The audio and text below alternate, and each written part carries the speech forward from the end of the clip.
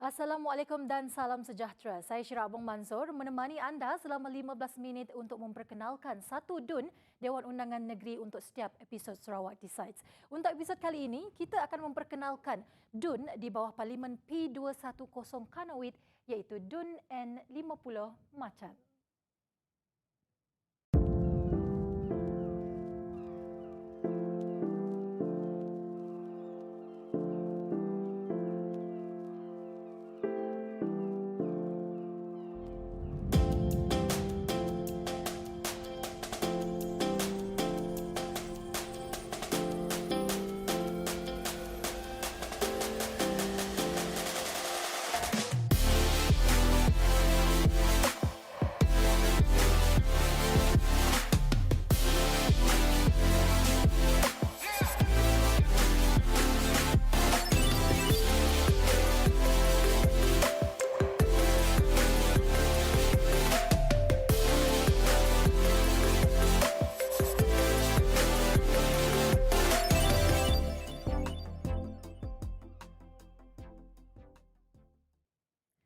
DUN N50 Macan. DUN ini diwujudkan seawal tahun 1968 dan telah bertanding di Dewan Undangan Negeri Sarawak bermula 1969.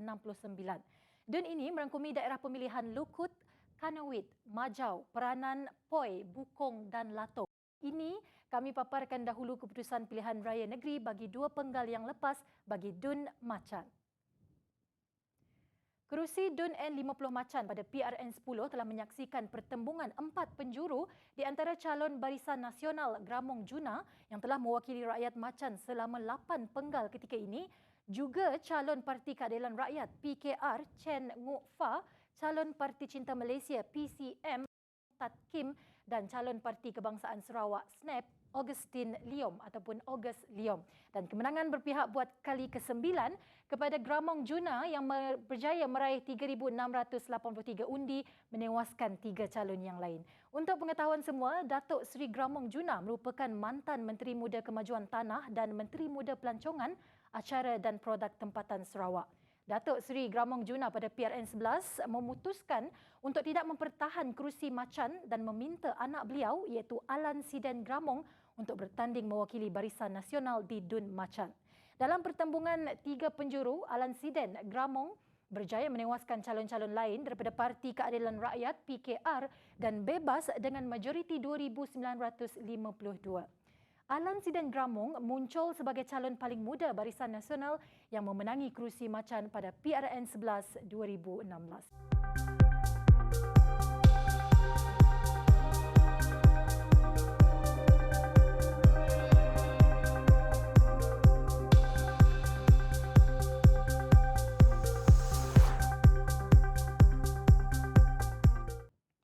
Lahir pada 25 Januari 1986, Alan Siden Gramong merupakan ahli Parti Pesaka Bumi Putera Bersatu PBB yang kini mewakili gabungan Parti Sarawak GPS.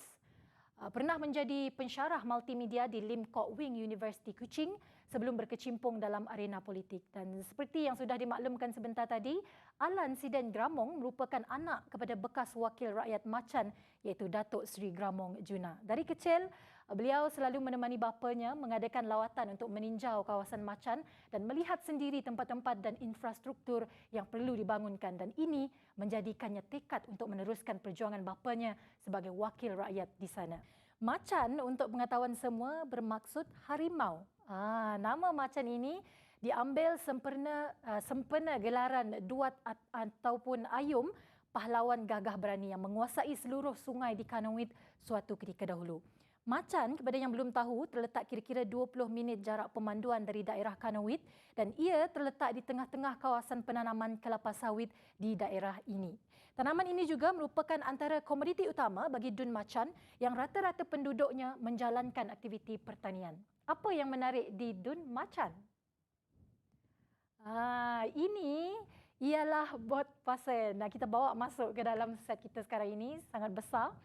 Dan bot pasen ini sangat sinonim dengan penduduk di DUN Macan kerana ia merupakan pengangkutan air yang menghubungkan kawasan seberang dengan Pekan Kanawit.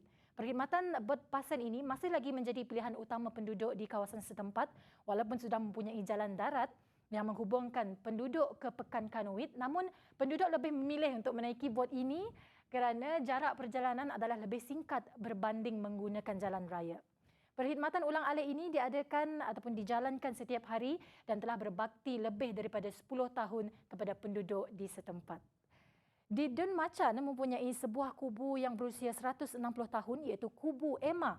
Kubu ini didirikan di atas bukit berhampiran Sungai Rajang, merupakan kubu tinggalan kolonial Rajah Brooke semasa memerintah Sarawak suatu ketika dahulu.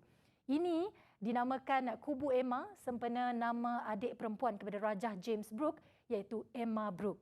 Kini Kubu Emma sudah berwajah baru apabila sudah dinaik taraf menerusi projek pemuliharaan dan menaik taraf Kubu Emma Kanoid di bawah inisiatif kerajaan negeri bernilai RM5 juta. Usaha ini disokong oleh usaha Jabatan Muzium Sarawak untuk menjadikan Kubu Emma sebagai muzium warisan Kanoid dan secara langsung akan memberi impak yang positif kepada pembangunan sosioekonomi penduduk setempat di daerah Kanoid. Inilah dia Kubu Emma. Selain menjadi tarikan pengunjung luar dan dalam daerah Kanoid, ia juga memainkan peranan penting dalam mengingati anak-anak serta generasi baru untuk mengenali 1001 sejarah yang berlaku di daerah Kanoid. Terletak bersebelahan dengan Kubu Emma ialah Tugu Ikan Duyung. Menurut cerita rakyat, dikatakan suatu ketika dahulu, semasa Kubu Emma sedang dalam proses pembinaan, penduduk telah ternampak susuk ikan duyung yang timbul di muara Kanoid. Peristiwa ini menimbulkan keriuhan kerana kelipat ikan duyung ini bukan saja dilihat oleh masyarakat tempatan tetapi juga penjawat Eropah yang bekerja dalam pentadbiran kerajaan Brooke ketika itu.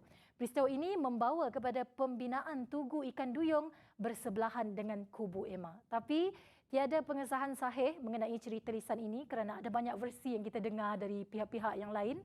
Namun begitu, kewujudan tugu replika ikan duyung di daerah Kanoid ini merupakan salah satu tarikan istimewa di daerah Kanoid yang tidak ada di tempat lain di negeri Sarawak. Perkembangan lain di Dun Macan yang baru-baru ini diterima sebagai khabar gembira oleh masyarakat di sini ialah kelulusan 2 projek yang akan memberi manfaat besar kepada penduduk. Projek tersebut ialah pembinaan jalan raya sepanjang 10 km dari Nanga Jerangku ke Ulu Macan yang akan menghubungkan para penduduk dari 10 buah rumah panjang kawasan berkenaan. Manakala projek kedua pula ialah projek Kanoid Waterfront ataupun tebingan Kanoid terletak di Kanoid Sibu. Projek ini melibatkan peruntukan sebanyak RM3 juta bertujuan untuk menambah baik Kanoid Waterfront yang sedia ada. Setakat laporan yang kami terima, projek ini sudah menuju ke arah 40% siap sepenuhnya. Kedua-dua projek yang telah saya sebut ini dijangka akan membawa kemajuan dan meningkatkan kualiti hidup rakyat Macan apabila pelbagai perkhidmatan dan pembangunan dapat dibawa masuk ke dalam kawasan selain memudahkan pergerakan penduduk menjalankan kegiatan ekonomi mereka. Baiklah, inilah dia sedikit sebanyak yang dapat kami kongsikan mengenai Dun N50 Macan. Ikuti kami untuk mengetahui banyak lagi kawasan Dun dalam episod-episod yang akan datang. Saya Syira Abang Mansor untuk Sarawak Decides.